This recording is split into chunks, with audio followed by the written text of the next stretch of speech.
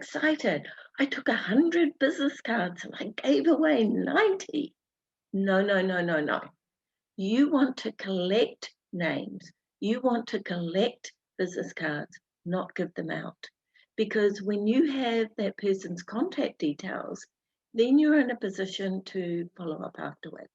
If you give out your business card, who knows what happens to it? It could end up in the trash. So the key is don't don't give out your business cards, collect them instead. And it's the same when you thank people for information that they're sharing. A simple thing like, that's a great question, Mary. Tell me more. It makes people feel important. Welcome to Social Post, a podcast brought to you by Meet Edgar. Each week, we bring you a guest to inspire your creativity, breathe new life into your marketing strategy, and get you motivated to take action in your business. Whether you're just starting out or a seasoned entrepreneur, you'll walk away feeling like you took your social media marketing multivitamin. Enjoy the interview and remember, what's possible for them is possible for you. And we can't wait to see your success.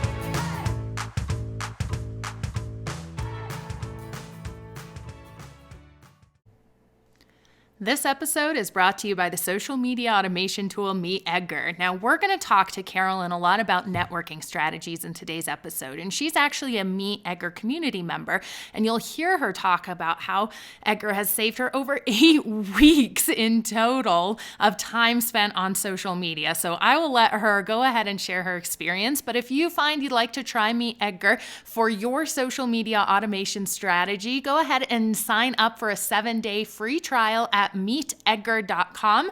Use code SOCIALPOST upon checkout to get a free month. Now, let's hear from Carolyn.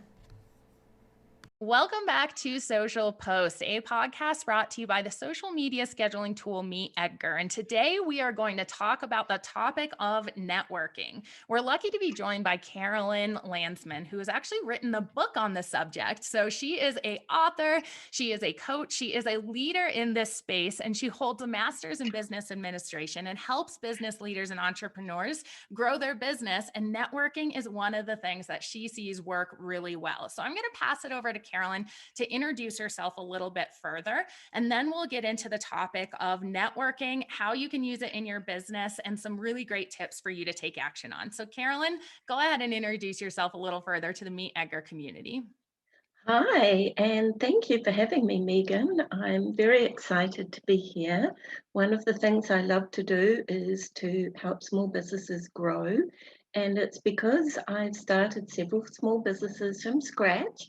I know what it's like, I know the challenges, I know the fear, and for me, it's just I have this absolute passion for helping small businesses and entrepreneurs. And this is just one way that I can help do that. Oh, that's so amazing. I love hearing from people who have been in the trenches. And I know you think that networking is a life skill that everyone needs, but it can be something that's learned. It's not something that's just innate if you're like an extrovert or something like that. So if you're someone who is starting a business and you don't have a huge network of people to go to, what are some of the very first steps that you can offer our community to take when it comes to networking and building this network out? It's like any kind of sales and marketing activity. It's really important that you have a strategy. A lot of people will just turn up at a networking event where it's not aligned to their business or their industry, not really knowing what they're doing. So for me, the first thing I would say to them, develop a networking strategy. You don't want to be just networking everywhere. You want to choose an industry group that aligns to your business. For instance, if you're in the wellness business, you don't want to be going to a networking event that works in the arts. So that's the first thing, have a strategy. The second thing is have a budget. It's like any marketing activity.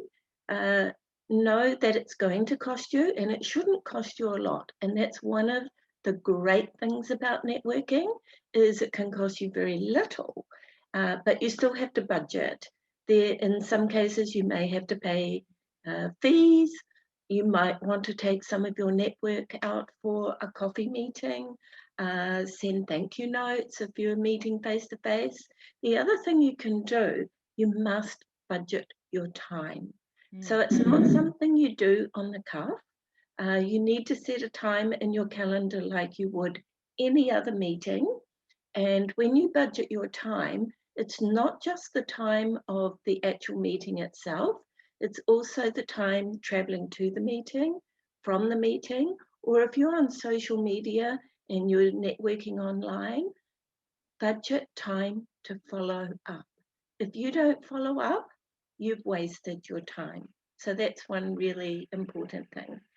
Regular events.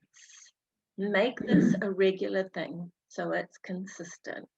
And if you do those things, you're on top of the game and you're doing things much better than most people do. I love how easy and actionable those tips are for you, especially getting started on social media, because I know these days a lot of people aren't going to real person events. So, can That's you right. talk to me about some tips on when you're setting that time aside? What activities am I actually doing to meet new people through social media? How is this really awesome tool of social media utilized so that I can actually make it an effective networking tool? One of the biggest mistakes people make on social media when they're trying to network is what I call tell, tell, tell, sell, sell, sell. Mm. Not about selling. Networking is about making connections. When you have built trust and rapport, the ability to sell comes further down the track. Now, think about the spam that you get in your inbox. Think about if you have a Facebook group, the people who want to sell you something, or if you're building Twitter or Facebook or LinkedIn connections. I get this all the time. People just want to say, hi, I'm Mary. I have this wonderful business development tool. I'm sure you're going to be interested. Please set up a meeting and we'll do it. Nothing is more off putting. You don't know who this person is. And what I found has worked best, a little like the tips I talked about before, plan your strategy. Join Facebook groups or LinkedIn groups that are relevant to your business. The best way to make a connection is to add value. Uh, Comment in a positive way, never be negative. Congratulate other people, tell them what they have said was worthwhile to you, because what you're doing is making a business friendship. And if you make great comments that are of value and use, what you'll find is people will want to connect with you as opposed to you connecting with them. And that's always the best connection. It's not about how many people you know, it's how many people want to know you. I love that. I think it goes along exactly with what we like to teach at Meet Edgar, with know, like, and trust being the thing that is going to make you successful. And that really does come to talking to people like you would in real life. So I know that you actually use Meet Edgar for your own social media needs. Uh-huh. Do you schedule your posts out to like network with people within the app? How does Meet Edgar and using a social media scheduling tool really help expand your network? I think it's really important that you have the same kind of strategy when you're using a social media platform Okay. like Edgar. One, I was introduced to Meet Edgar by a friend. I hadn't actually heard about them. And I had used 3 or 4 other social media platforms. And I found that I was spending a huge amount of time actually putting up my posts. I had to repeat, and strategize in my head. Oh, yes, I've done that. Oh, no, I haven't done. Oh, yes, I should do this. And when I met Edgar for the first time, I was blown away by number one, it was half the price of the other platforms that I was using. And that was a big attraction, but it wasn't the only attraction. The biggest attraction for me was the fact that I could load all of my posts and I regularly blog. And so that was important to me. But equally, when you're using social media, my blogs are kind of the soft sell. So I balance this with 80% of my posts being something that's inspirational or motivational or adds value. And I also will post other people's articles because for me, it's about building trust, rapport, and value. I actually calculated before we came on air today, Megan, that I have saved something in the vicinity of 8 weeks by using Meet Edgar. It's extraordinary. I had to spend a whole day a week posting to 3 or 4 of my networking sites, where now I can actually do it once a week and it takes me 10 minutes. Unbelievable. Time is precious. And that's the biggest thing that I've got out from Meet Edgar. The other thing that I love is when I do a post, it actually creates variants of that post. Because on Twitter, especially, you can only post once and you've got to repeat it. So I write a post that's one, and it'll give me 4 or 5 other variants that I don't have to think about. So absolutely brilliant. And as you know, time is precious. And from this posting, I see a lot of organic growth in my business. And organic growth, fabulous. You don't have to pay for marketing. Yeah, so true. And I imagine that time you're saving just makes you be even more strategic and targeted towards the people you're reaching out to, and just gives you that time back to actually do the activities that are going to move the needle and not, like you said, be actually just logging into social media all day. So I know that you've spoken a lot about building trust and rapport and how you do Uh-huh. that to add value, but obviously as small business owners, we need to sell as well. So in your book, you go into how a sales funnel is really a great option for you to look at to determine your strategy for networking. Can you explain your thought process behind what an effective sales funnel is? If we don't use one as a strategic way in our business yet, kind of break down what a sales funnel is and how networking plays into that. You are going to lose customers through something called natural attrition. Mm. I know that 1% are going to die, sadly. Another, I think 6% are going to move away. 14% will use other products or other services. But 68% will walk away from your business because of the way they are treated. And it might not be you, it might be one of your staff. And so when we talk about rapport and building trust, that is about communication. Many years ago, I became a Dale Carnegie coach, teaching the principles of how to win friends and influence people. I would say that book is one of the best sales training programs you can ever invest in. What's the cost of a book? Nothing. This has been around for 80, 90 years, and the only reason that it sustained that is because everything that Dale Carnegie talks about today is, that he talked about 80 years ago is true of today. And the first 9 principles are don't criticize, condemn, or complain. Very important on social media. Nobody likes whiners. People will just turn off. The second thing is show sincere and honest appreciation. When somebody writes a post in a group that you think is great information, say, awesome, this is fabulous. Thank you so much for sharing this. This is such great value to me. Arouse in other people an eager want. Talk in terms of their interests. One of the biggest mistakes that I find people make with networking events face to face is they come back and they're all excited. I took 100 business cards and I gave away 90. No, no, no, no, no. You want to collect names. You want to collect business cards, not give them out.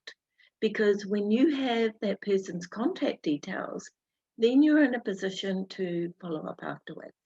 If you give out your business card, who knows what happens to it? it could end up in the trash. So the key is don't don't give out your business cards, collect them instead. And it's the same when you thank people for information that they're sharing. A simple thing like, that's a great question, Mary. Tell me more. It makes people feel important. And that is the key to succeeding on social media is connection, connection, connection. Yeah, these are great communication tips. And I have noticed you've said follow up a couple of times in these questions that I've asked. So I can see that's a Mhm. really key part of networking. How often should I be following up with people? Should it always just be through email? Or are there any other channels that you recommend following up with? And what are some other kind of communication tips in a follow up if you're not getting any responses that our community could use? The key thing is if you meet someone online or you meet someone at a networking event, part of scheduling your time, which is allocating a time to follow up. For instance, if you were face to face, I would allocate at least an hour the following morning. Book it into your diary. It is like having any kind of a meeting with someone. And in that follow up, you're still not trying to sell. What you are trying to do is get an appointment. That's quite different. You're not trying to sell your products or services, you're selling an appointment. It might be as simple as great to meet you last night, Mary. I loved your thoughts around wellness. Love to get together for a quick coffee. The key being quick, because if you say the word a quick coffee, they don't feel like they're locked into something they can't get away from. And, I'm going to be in your area on Thursday. Would morning or afternoon suit? So you're not asking a yes or no, you're asking them to make a choice where they're going to say yes. If you're following up online, hi, Mary. You mentioned something about wellness last night. I was really impressed with the topic. Here's a link to an article that you might be interested in reading. So, what you're doing is immediately adding value to the conversation. They appreciate the fact that you have remembered them, you have remembered the conversation you had, and you are looking to add something of value. Once you've built that trust, and it can be very quickly, depending on their response, then you're in a position to make an appointment. Mm. Let's say none of this works for you. The second strategy is I would suggest that you follow up at least once a month. They say every 90 days is a minimum, but that's only 4 times a year. I would say once a month with a blog, an article, or a link of something of value. Again, so you're building that trust, and depending on their response, you can make that phone call, maybe a month or 6 weeks down the track. Hi, Mary. We met at so and so event. I've sent you a couple of links. How did you find it? Great. Look, I have some time next week. I'm going to be in your area. Love to pop in for a quick chat, find out more about your business. How is Thursday or Friday better for you? It goes like that. These are excellent tips. I feel like they're making it way less scary to communicate with people and not have to come up with my own script, but just follow this way of building rapport and adding value. So this is great. So to end out this discussion here, you've got some interesting tips, whether it's in person or online, for building your confidence. So if I don't have a lot of confidence to reach out to people who say I think are like above me in my skill level or in my industry, or I'm just afraid to talk to people, let's end here with just a few tips that you can provide our community to build that confidence so they can take these tips you've given and actually put them into action. Communication is number one. And that's why I recommend the book, How to Win Friends and Influence People by Dale Carnegie. It'll teach you conversation starters, it'll teach you how to rapport and communicate with people. The second tip is you want to build that trust, but you need something called an elevator pitch. An elevator pitch is a 30 to 60 second blurb And it goes something like this. I'm Carolyn, lovely to meet you. I am a business coach. I work with entrepreneurs just like you in the field of growing their business, something along those lines. I do have in the networking book uh, a little strategy on how to build that elevator pitch. And at the end of it, you want to say, do you mind if I ask you some questions? Because it's always about the other person, never about you. And if you keep that in mind, you will succeed. The number one thing that holds people back from networking is fear. To overcome this fear, when you have a solid elevator pitch, practice it in front of the mirror. They're not going to reject you. And it's a way of building your confidence. The other thing is go to a networking event, just try it. If it's what you call learning by rejection.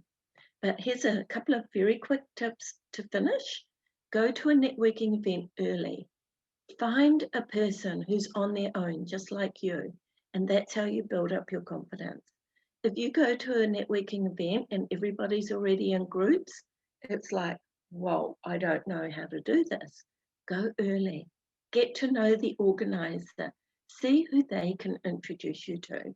And lastly, join Toastmasters. Toastmasters is the cheapest form of learning how to speak in public, and that helps to grow your confidence. So, and in summary, how to win friends and influence people, get yourself an elevator pitch, practice in front of the mirror, go to events early, join Toastmasters. Again, all such actionable things. I love this. And guys, I know that Carolyn has been a wealth of knowledge for you just by listening to this, but she's also got an offer for her ebook. So I'm going to let her let us know, where can we find you online, and tell us a little more about your ebook as we round out the episode here today, Carolyn. The ebook's only available on Amazon, which you have to pay for. But if you send me an email, Carolyn at strategies, that's strategez.com, I'll send you that ebook for free. You can also tap into my free resources, which is I have a sales model that you can follow, how to handle objections, how to create an elevator pitch and a value proposition. These are all free, and they're available on the website at www.strategez.com. I love giving free stuff out because I know what it's like as an entrepreneur starting at your own business. And hopefully I can help other people in the way that I was helped when I first started out. Oh, those are amazingly generous offers. And I will put the links and Carolyn's email in the show notes. So go ahead and visit those. If you have liked this episode, we'd also love your review. So go ahead and take a review of Social Posts and subscribe to get a new episode from a marketing expert every Wednesday. Carolyn, thank you so much for your time and for that offer for that free ebook for our community. I can't wait for you guys to get your hands on it. It is a really great resource for you to come up with that strategy and get the confidence to go out and network. Carolyn, thanks so much for your time. Thank you, Megan. I really appreciate it. Thank you. Thanks so much for tuning in, and be sure to keep the conversation going with us on social. We're at Meet Edgar on Instagram, Twitter, and Facebook. So let us know your biggest takeaway from today's episode, and don't forget to tag us. Visit www.meetedgar.com and start a free trial to up-level your social media marketing strategy today. Happy posting!